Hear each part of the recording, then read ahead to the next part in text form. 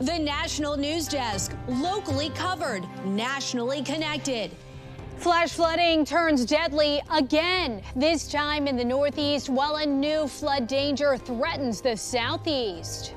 It's just a red line that it crosses for many people. Jeffrey Epstein is literally the most well-known convicted pedophile in modern-day history. Attorney General Pam Bondi ended the Epstein file saga, or did she? What she had to say or didn't say as she faced the press for the first time since angering her one-time supporters. And then the impacts of cancer. We know the toll it takes on the patient. What do we know about the weight on the family? This is the National News Desk, America's News. Now, I'm Dee Dee Gatton. We are so glad you are here. Right now, 20 million Americans, look at this map, they are under flood alerts in several eastern, southern, and northern states. A severe thunderstorm threat covers a broad swath of the country from Nevada to the East Coast tonight.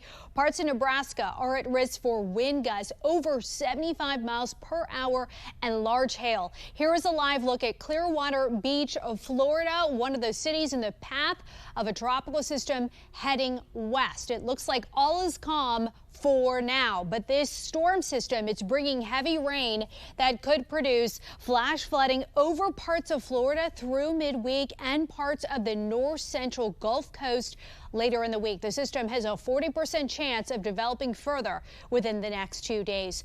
2 people are dead after heavy rain inundated the Northeast last night.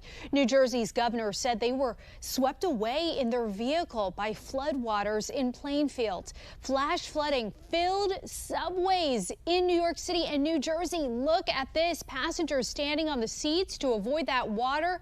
Speaking of, several buses and trains were delayed. Drivers got stranded, and major roadways like that one were brought to a standstill. One car caught fire as it got submerged after stalling. Central Park got over 2 inches of rain in an hour, the city's second highest hourly amount on record.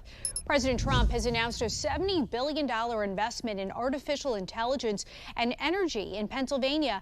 He spoke at an energy and AI summit today at Carnegie Mellon University in Pittsburgh, hosted by Senator Dave McCormick. These investments will focus on improving permitting and helping data centers connect to the power grid. Trump said the U.S. is destined to be the world's top AI superpower.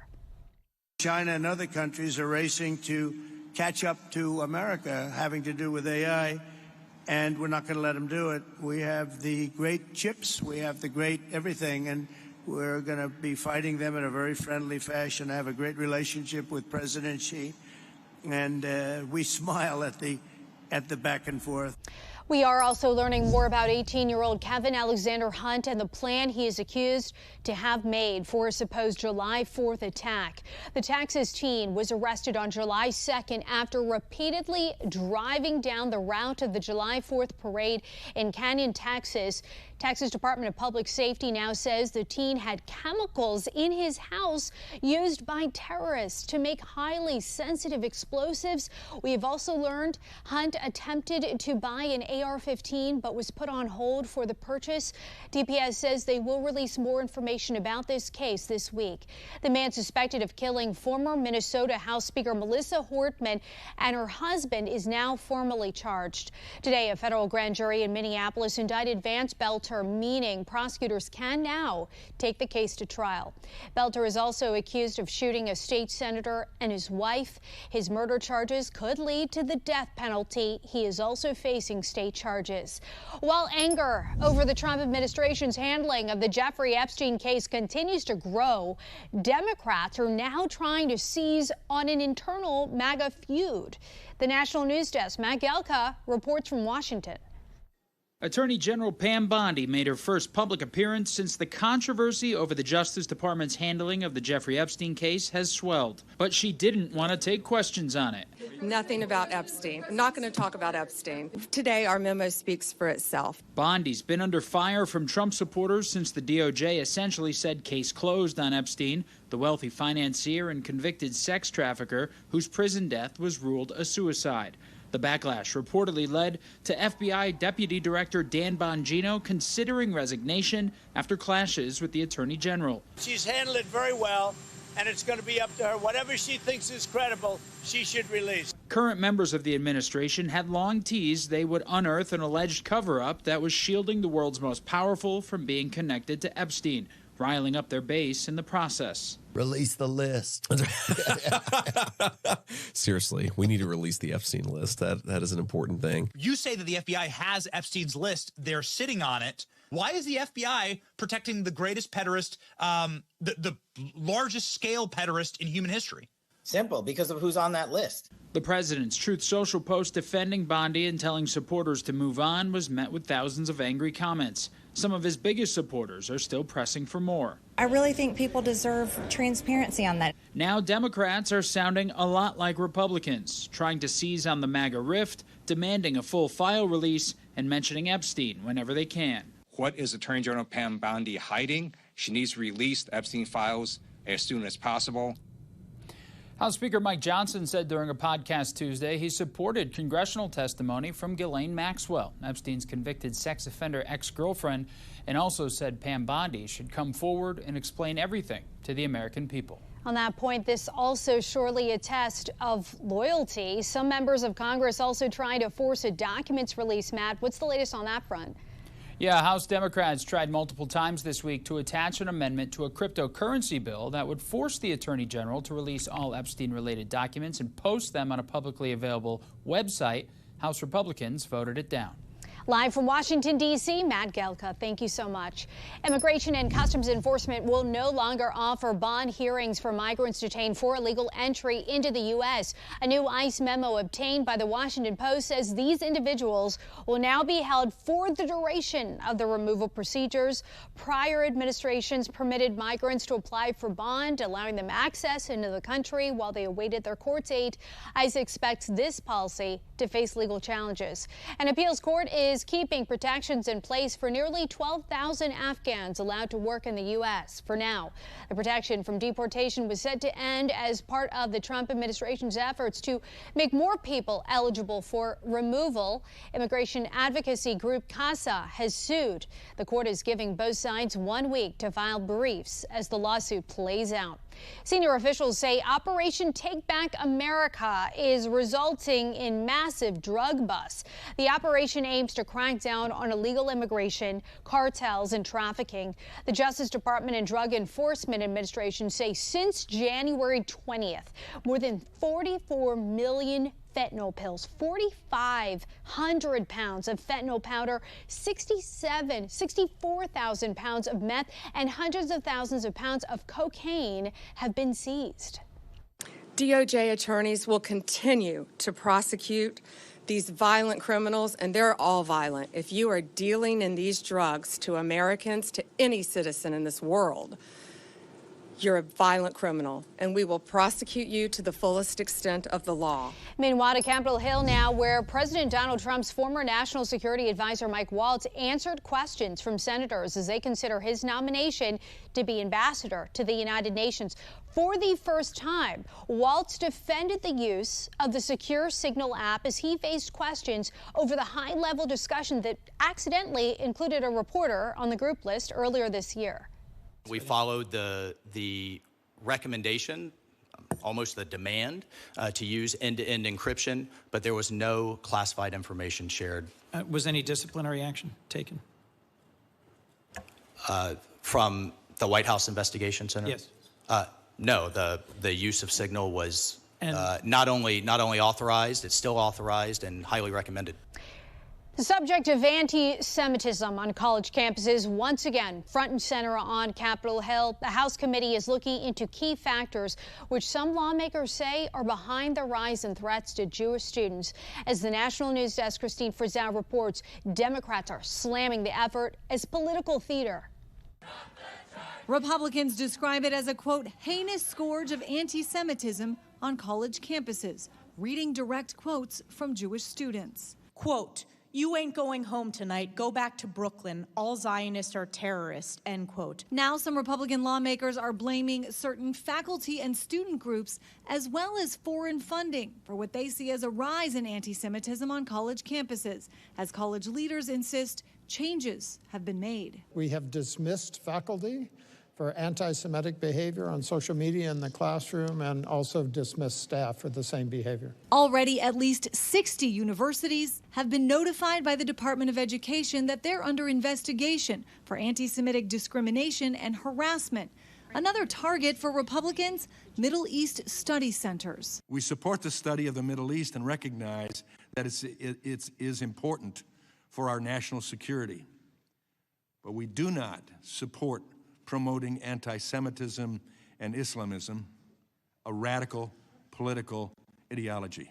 The hearing taking place as the Trump administration and Harvard are locked in a fierce battle, the White House blocking funding and threatening its accreditation. Outraged Democrats, meanwhile, accusing those in the majority of violating free speech. This scorched earth warfare against higher education will endanger academic freedom, innovative research, and international cooperation for generations to come. Other Democrats call the hearing and the effort hypocritical, since the Trump administration is in the midst of making major cuts to both the Department of Education and its Office of Civil Rights, which is tasked with investigating anti-Semitic incidents. The Supreme Court just this week said it could move forward with those efforts. In Washington, I'm Christine Frizzau. Opening statements began today in the murder trial for a Denver-based dentist. James Craig is accused of killing his wife, Angela, with poisoned protein shakes in 2023. The Aurora Police Department said Angela died after her third visit to the hospital within 10 days. Prosecutors claim James made online searches like how to make murder look like a heart attack. Defense attorneys say the shake containers didn't reveal any signs of poison. James Craig has pleaded not guilty to 6 felonies. Coming up, the products that are contributing to the most recent rise in inflation, then the yogurt that is being removed from shelves because it could contain pieces of plastic. Then Alabama firefighters still recovering after battling a massive fire at an industrial site. That story after the break.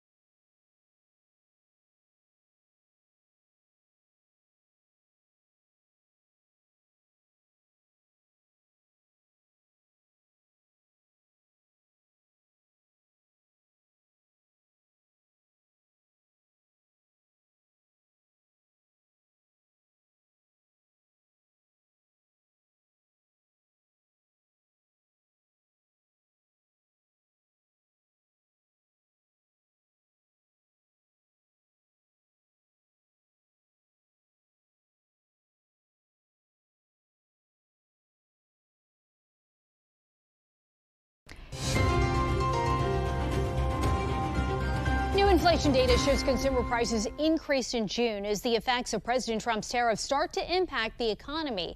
The National News Desk, Audra El-Nashar, takes a look at what's getting more expensive and also what we're learning about the president's search for a new leader of the Federal Reserve. Federal Reserve Chair Jerome Powell still has 10 months left in his term, but Treasury Secretary Scott Bessent says President Trump, furious over unchanged interest rates, is already searching for Powell's replacement. There's a formal process that's already starting. There are a lot of great candidates, and we'll see how rapidly it progresses. Bessent making this news after President Trump's latest public insult against Powell, who he originally nominated in his first term. He's like a knucklehead. No, he's a knucklehead. A stupid guy. A Fed chair has significant influence over monetary policy, but does not unilaterally make decisions on interest rates. They're just one of 12 voting members of the Federal Open Market Committee that meets 8 times per year.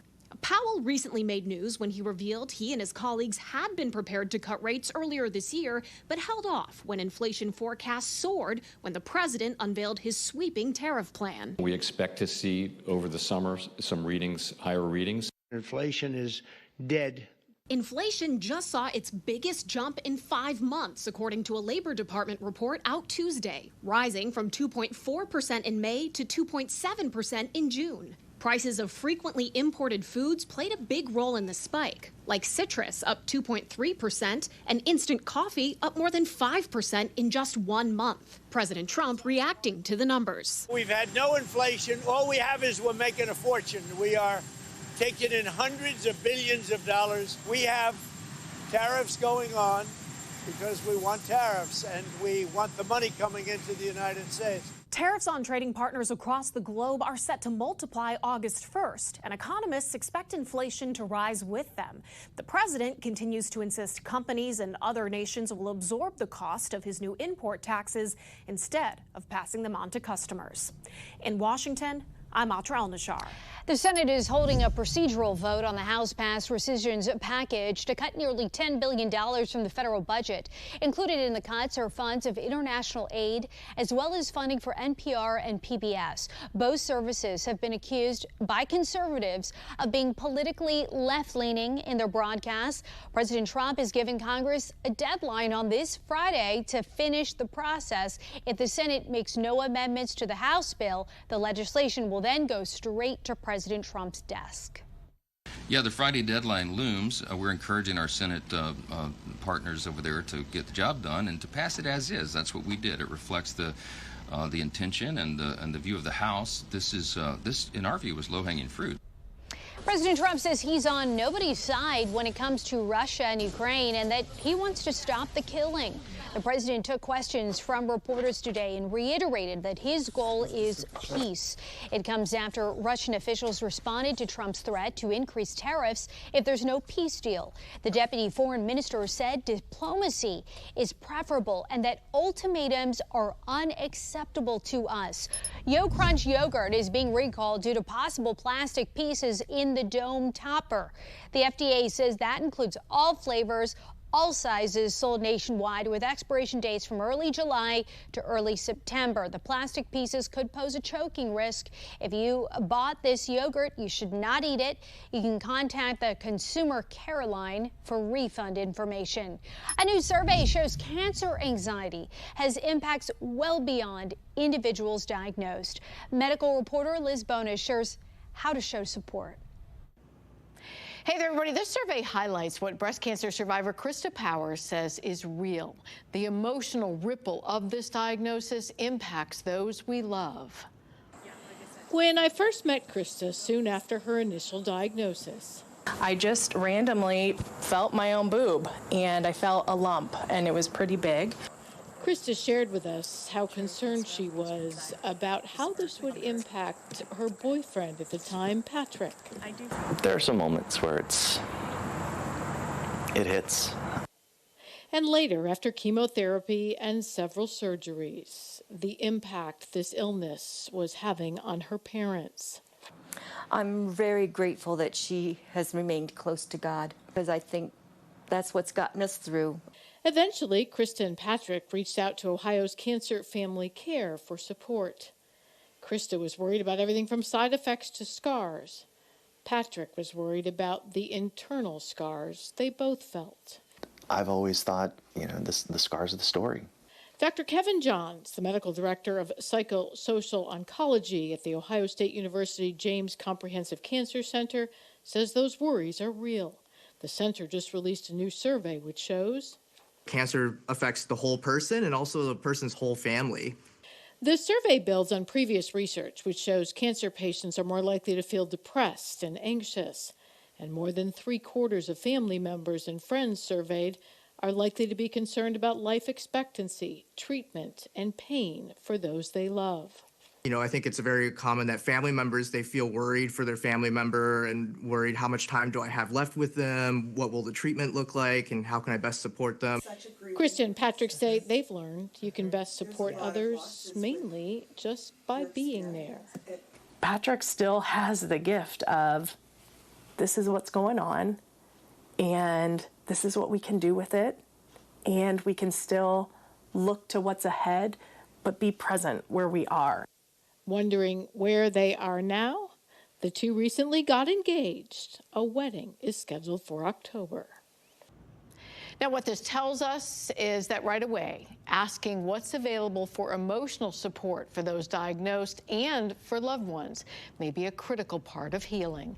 With your health news, I'm Liz Bonus reporting. Coming up, how an Iowa school district says student absenteeism was able to be cut in half. We'll explain right after this.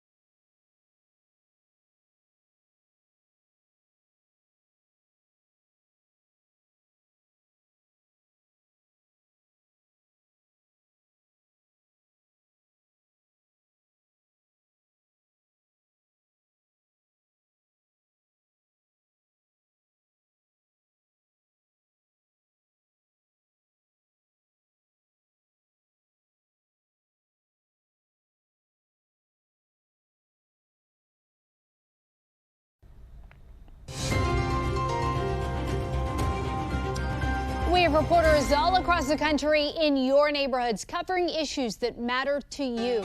From Iowa, where lawmakers work to decrease school absences, to Alabama, where crews battled a massive fire at an industrial site, we're taking the pulse of America.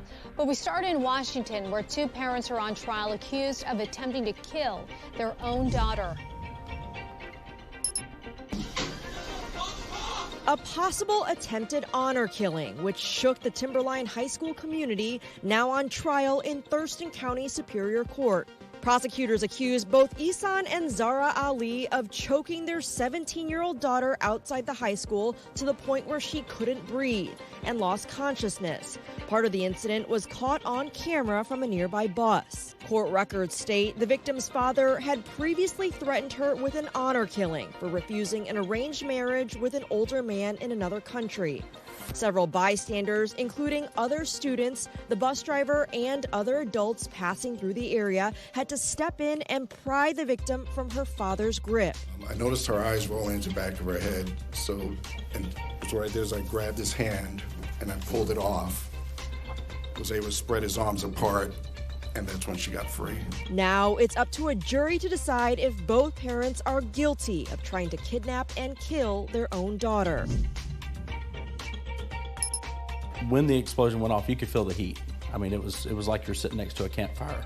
30 different agencies assisted with the fire at the Stella Jones pole treating facility in Briarfield on Saturday, including hazmat crews clearing the building for hazards with thermal drones. Many of the other fire departments were asked to bring water due to the lack of access to fire hydrants in the area. It was a moment those on scene say they will not forget. You can't explain it. It's nothing that I've ever seen, nothing that hopefully we'll ever see again. You could see it building. Our guys were getting set up, ready to go. We were getting ready to start fighting, and then it built, and then that's when the large explosion occurred. And it was just, as you have seen in all the pictures and videos, I mean, it was, you can't even explain it. The 2024 chronic absenteeism law outlined a 3-tiered system to help keep kids returning to the classroom. First, parents and county attorneys would be notified. If absences continue, then a mandatory meeting would be scheduled with the school to come up with a solution. If that plan wasn't followed or absences hit 20%, the county attorney steps in. The goal is to get the kids in the classroom. And, the goal is not to punish parents. We have children who are just consistently missing school. And they go to truancy court, the parents start working with the school, and the judge will see that over the last 3 months, they've had 0 or 1 absence. So huge improvements there. And so those are the cases we're gonna say, we're gonna agree with the judge. Let's dismiss this. Johnston Community School District says students who are chronically absent were cut in half this past school year, contributing their success to a rise in parent engagement. Coming up, a preview of Major League Baseball's All-Star Game tonight in Atlanta. Who are some of the stars and why this year's All-Star Game will be different than every single one ever played before? We'll be right back in 90 seconds.